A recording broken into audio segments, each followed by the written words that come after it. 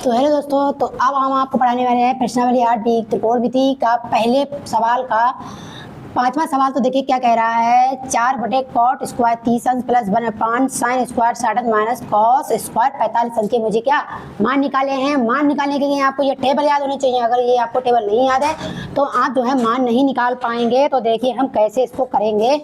सबसे पहले यहाँ पर हल डालेंगे।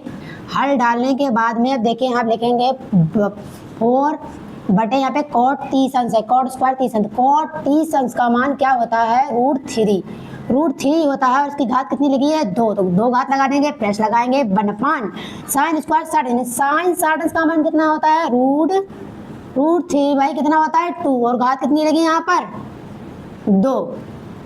फिर बाद में माइनस लगाएंगे। कॉस 45 अंश का मान कितना होता है, कॉस 45 अंश का मान होता है 1/√2, और घात कितनी लगी है यहाँ पर 2, घात कितनी लगी है 2 लगी है कॉस 45 अंश का। ठीक है, उसके बाद इसे हल करेंगे। देखिए कैसे करते हैं। यहाँ पे देखेंगे 4 और इसकी रूट जो है कितनी घात लगी है यहाँ पे √3 की यहाँ पे 2 लगी है, तो इसको स्टार से लिख देंगे 3 गुणा 3, रूट लगा इसलिए अंदर के लिए लिख दिया, प्लस लगाएंगे यहाँ पर लिखेंगे 1/, और यहाँ पर इसको भी इसी टाइप से लिख देंगे। देखिए 2 घात लगी है तो लिखेंगे 3 गुणा 3, और बटे में कितना है यहाँ पर 2 नहीं होगा यहाँ पर, ये 4 हो जाएगा, तो इसको भी स्टार से लिख दे रहे हैं 2 गुणा 2, 4 लिख दे रहे हैं डायरेक्टली। ठीक है, तो 4 लिख दिया इसकी, 2 गुणा 2 यहाँ पे 4 होगा, 2 घात लगी है। इसके बाद में माइनस लगाएंगे, यहाँ पे 1/, और यहाँ पे कितना है देखिए इसको लिखेंगे 2 घात लगी है तो इसको भी लिखेंगे 2 गुणा 2 लिख देंगे।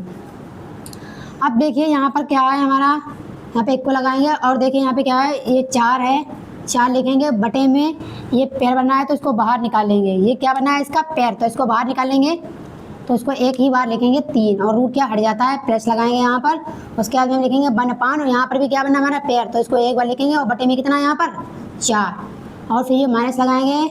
माइनस लगाने के बाद इसको लिखेंगे 1/, और यहाँ पे कितना है, यहाँ पर भी क्या बना मेरा पैर, तो रूट हट जाता है और उसको एक बार लिखा जाता है, तो लिख लिया है। अब हम देखिए क्या करेंगे, यहाँ लिखेंगे 4/3 प्लस, और ये उल्टा हो जाए, ये भाग में है ना इसके, तो ये उल्टा करेंगे तो ये ऊपर पहुंच जाता है, 4 ऊपर पहुंच जाएगा, और ये 3 जो है यहीं पर रहेगा ऐसे।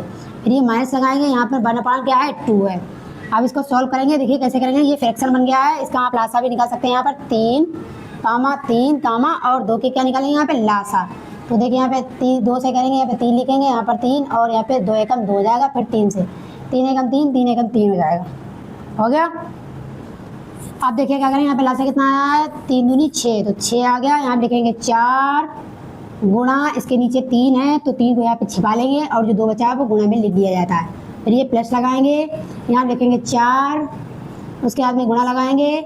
गुणा लगाने के बाद यहाँ पे कितना है 3, तो 3 को यहाँ से छिपाएंगे, बचा कितना है यहाँ पे 2, तो 2 लिख लेंगे। इसके बाद में माइनस लगाएंगे, यहाँ पर कितना है 1 बटे में, यहाँ पे कितना है, अब इसको 2 छिपा लेंगे, यहाँ पर 2 यहाँ पे ये छुपाओ, तो बचा कितना है यहाँ पे 3, तो 3 लिख लेंगे।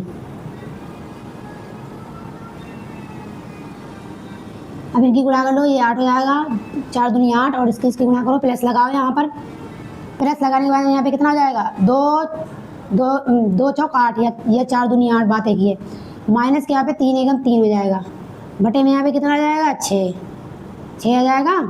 फिर बराबर लगाओ। फिर यहाँ पर देखो, यहाँ पे ये कितना हो गया 16 माइनस का 3, अब बटे में कितना 6। अब यहाँ पर 16 में से 3 जाएगा तो बचेगा 13, और बटे में कितना बचेगा 6। तो यही क्या है मेरा उत्तर, यही क्या है उत्तर।